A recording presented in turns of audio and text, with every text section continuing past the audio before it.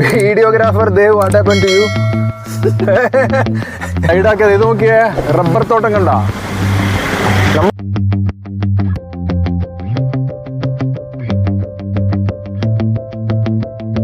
Rubber തോട്ടം. Dev okay bye, പോവാ.